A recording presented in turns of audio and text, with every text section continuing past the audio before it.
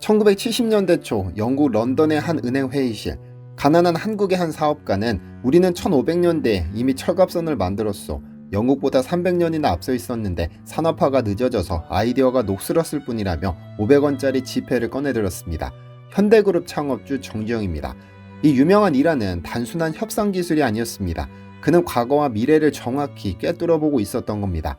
당시에는 많은 이들이 정주영 회장의 배포와 언변 능력을 높게 평가했지만 지금 돌이켜보면 그의 진짜 능력은 한국인의 배 만드는 DNA를 정확히 읽어낸 해안이 아니었을까 싶습니다.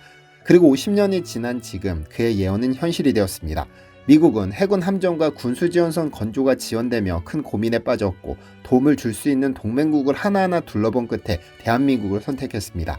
미국 언론과 의회 보고서에서도 한국 조선소를 가장 신뢰할 수 있는 조선업 파트너로 평가하고 있죠. 실제로 현재 대한민국은 전 세계 조선 시장에서 놀라운 성과를 거두고 있습니다. 특히 고부가 가치 선박 분야에서는 사실상 독주 체제를 유지하고 있는데요. LNG 운반선 시장에서 한국은 2024년 전 세계에서 발주된 109척 중 68척을 수주했습니다. 한 척당 약 3,600억 원에 달하는 LNG 운반선을 독점적으로 수주하고 있다는 것은 단순한 기술력을 넘어선 무언가가 있다는 뜻입니다. HD 현대중공업, 삼성중공업, 하나오션은 세계 조선소 순위 1, 3위를 모두 차지하고 있을 정도죠. 그런데 여기서 의문이 생깁니다. 대체 어떻게 한국은 이토록 짧은 시간에 세계 최고의 조선 강국이 될 수 있었을까요? 정말 단순히 1970년대부터 시작한 산업정책의 성과일까요?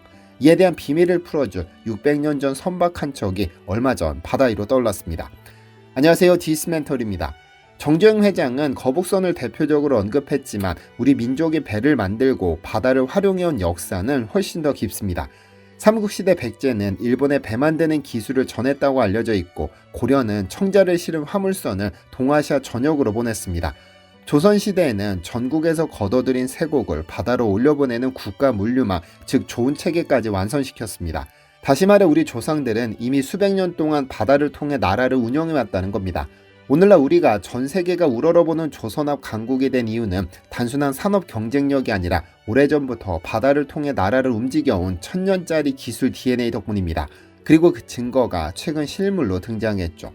땅만 파면 신라의 유물이 쏟아지는 경주. 그런데 바다에도 비슷한 곳이 있습니다. 일명 바다의 경주로 불리는 충청남도 태안입니다. 그 시작은 2007년입니다. 쭈꾸미를 잡던 어부의 그물에 청자대접 하나가 걸려 올라온 순간 한국 수중 고고학의 역사는 다시 쓰였습니다. 이후 고려 청자 25,000여 점이 쏟아져 나왔고 고려시대 난파선인 마도 1, 2, 3호선이 연이어 세상의 모습을 드러냈으니까요. 그리고 지난 11월 10일 그동안 베일에 가려졌던 마도 4호선이 600년 만에 세상의 모습을 드러냈습니다. 이 배가 처음 발견된 것은 2015년. 다행히 갯벌 속에 온전한 형태로 있었던 만큼 무리하게 인양하기보다 그대로 두기로 결정했습니다. 하지만 이후 기후변화로 해역 물살이 거세지고 조개들이 나무를 갉아먹기 시작하자 올 4월부터 인양작전을 시작해 우리 앞에 모습을 드러냈습니다. 마도는 태안만도 서쪽의 작은 섬 이름으로 이 주변 해역에서 난파선이 연달아 발견되면서 발굴 순서에 따라 번호가 붙었습니다. 즉 마도선은 특정 종류의 배를 뜻하는 말이 아니라 태안 마도 해역에서 발견된 난파선 시리즈인 겁니다. 그런데 대체 왜 마도 1, 2, 3, 심지어 4호선까지 하필 태안 앞바다에 잠들었을까요? 지도를 펼쳐보면 답이 나옵니다. 고려 및 조선시대에는 곡창지대였던 전라도와 충청도에서 생산된 곡물을 싣고 수도인 개경과 한양까지 운반해야 했는데 그러려면 반드시 태안 앞바다를 지나야 합니다. 예전 안흥량이라고도 불리던 태안 앞바다는 예부터 해남의 명량, 황해도의 인당수, 김포 손돌목과 더불어 4대 위험한 바닷길로 꼽힙니다. 특히 태안은 해무가 짙고 암초가 셀 수 없이 많아 배지옥으로까지 불리던 곳이죠. 옛날에는 선박을 정박시킬 때 사용되는 나무다치 물속에 가라앉도록 닷돌이라는 큰 돌을 사용했는데 선박 한 척당 한 개의 닷돌을 사용했습니다. 그런데 태안 앞바다에서는 현재까지 약 120여 개의 닷돌이 발견됐는데 이로써 추정할 수 있는 것은 최소 100척 이상의 선박이 태안 앞바다에서 침몰했다는 사실입니다. 위험한 걸 알면서도 가야 했던 길 우회로는 없었습니다. 그렇다면 마도 4호선은 어떤 비밀을 품고 있을까요? 앞서 인양한 마도 1, 2, 3호선의 경우 고려시대의 권력자 개인 곡물선, 특산물 운송선, 사적 물류선이었습니다. 하지만 마도 4호선은 달랐습니다. 바로 조선이라는 나라의 세곡을 담당하는 조운선이었으니까요. 고려시대에는 민간의 물류 시스템을 담당하던 태안 앞바다가 조선시대에는 국가 물류를 담당하게 되었다는 뜻입니다. 우선 마도 4호선은 목적이 달랐습니다. 고려시대 배인 1, 2, 3호에는 목간이라고 하여 개인 이름이 적힌 화물표 같은 게 있었는데 4호선의 경우에는 그런 게 없었습니다. 대신 나주 광흥창과 같은 딱딱한 행정 용어들만 있었죠. 이것은 나주에서 출발해 한양의 광흥창으로 간다는 뜻입니다. 광흥창은 조선시대 관리들의 녹봉을 관장하던 국립창고였으니 사유재산이 아니라 국가의 세금, 즉 곡물이었던 겁니다. 목간의 모양도 바뀌었습니다. 끝이 뾰족한 첨형 목간은 쌀포대에 꽂기 쉽도록, 네모난 장방형 목간은 묶음에 매달기 좋도록 규격화되었죠. 이는 쌀이라는 단일 품목을 대량으로 운송하기 위해 국가가 시스템을 표준화했다는 명백한 증거입니다. 고려가 사람과 사람 사이의 사적인 연결이었다면 조선에서는 이게 기관과 기관 사이의 공적인 시스템으로 움직이게 된 것이죠. 선박기술 또한 조선의 국가적 필요에 맞춰 진화했습니다. 마도 4호선은 바람을 더 잘 이용하기 위해 쌍돛대를 달았고 나무못 대신 결속력이 강한 쇠못을 사용해 내구성을 높였습니다. 특히 주목할 점은 배의 바닥이 평평한 평저선 구조인데요.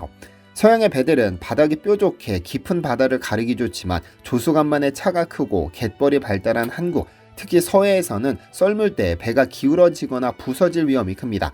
반면 조선의 평저선은 갯벌 위에 안정적으로 앉을 수 있었죠. 즉 마도 4호선은 한국의 지형적 특성과 대량 운송이라는 목적을 모두 충족시킨 첨단 기술의 집약체였습니다.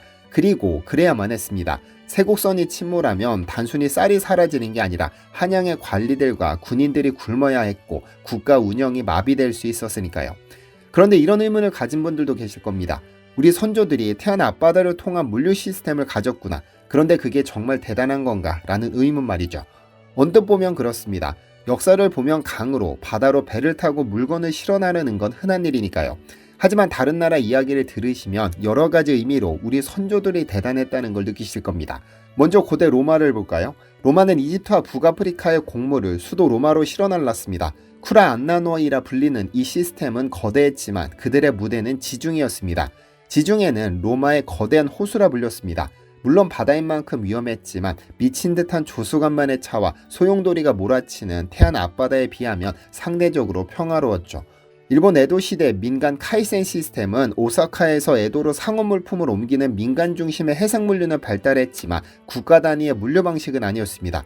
물류가 실패했다고 해서 나라가 흔들리는 일은 없었죠. 중국은 아예 바다를 피했습니다. 남쪽의 곡창지대에서 북경으로 식량을 옮기기 위해 그들은 땅을 파서 2000km 가까운 대운하를 뚫었습니다. 막대한 토목 비용이 들었지만 바다의 변덕스러움에 국가의 운명을 맡기지 않겠다는 의지였습니다. 조선에서는 이게 불가능했습니다. 중국과 같은 토목공사가 가능한 인구도 없었고 단단한 땅도 그것을 허락하지 않았습니다. 강도 쉽지 않았습니다. 결국 고위험, 고가치의 태안 앞바다를 활용하는 것이었습니다. 요약하자면 마도 4호선은 세계사 어디에서도 찾아보기 힘든 아슬아슬하고도 치열했던 국가 생존 전략의 증거라고 할 수 있습니다. 그리고 그 험한 바다를 살아남고자 노력했던 배 기술이 지금 우리에게 남은 것은 아닐까 하는 생각도 듭니다. 다시 2025년으로 돌아보겠습니다. 한국 조선업은 단순히 1970년대부터 시작된 산업이 아닙니다. 삼국시대부터 조선시대까지 이어진 해양기술의 축적, 태안 앞바다라는 극한의 환경에서 단련된 선박 제작 기술, 그리고 국가의 운명을 배에 실어야 했던 절박함이 만들어낸 결과물입니다. 정주영 회장이 500원짜리 지폐의 거북선을 보여주며 한 말은 단순한 영업 멘트가 아니었습니다. 그것은 역사적 사실이었습니다. 우리는 정말로 배를 잘 만드는 민족이었고 그 DNA는 단 한 번도 끊어진 적이 없었습니다. 2024년 전세계 신조선 수주량은 4,143척, 총 1억 3,843만 톤으로 전년 대비 61% 증가하며 역대 두 번째로 높은 수준을 기록했습니다. 이 중 중국이 약 70%를 차지하며 물량에서는 압도적이었지만 한국은 척당 단가가 높아 계약 금액으로는 여전히 세계 1위를 차지하고 있습니다. 특히 LNG 운반선 같은 고부가 가치 선박에서 한국의 기술력은 독보적입니다. 한국이 수주한 LNG선의 평균 가격은 중국 대비 약 20-30% 높은 수준을 기록하고 있습니다. 이는 단순히 비싸게 받는다는 게 아니라 그만큼 기술력과 품질을 인정받고 있다는 뜻이죠. 물론 중국의 추격은 무섭습니다. 중국은 중국제도 2025의 핵심 10대 산업 중 하나로 조선업을 지정해 핵심 기술 개발과 생산 기술 향상 등에 매년 막대한 투자를 이어가고 있습니다. 하지만 한국 조선업이 가진 1000년짜리 DNA는 단기간에 따라잡을 수 있는 것이 아닙니다. 태안 앞바다에 잠들어 있던 마도 4호선이 600년 만에 떠올라 우리에게 말해주고 있습니다. 우리는 원래 배를 잘 만드는 민족이었다고 말이죠. 시청해주셔서 감사합니다. 디시멘터리에서는 여러분의 제보를 기다립니다. 제 채널에서 다뤘으면 하는 뉴스 또는 널리 알려졌으면 하는 영상은 디시멘터리 네이버닷컴으로 제보해주시면 소중히 제작하겠습니다.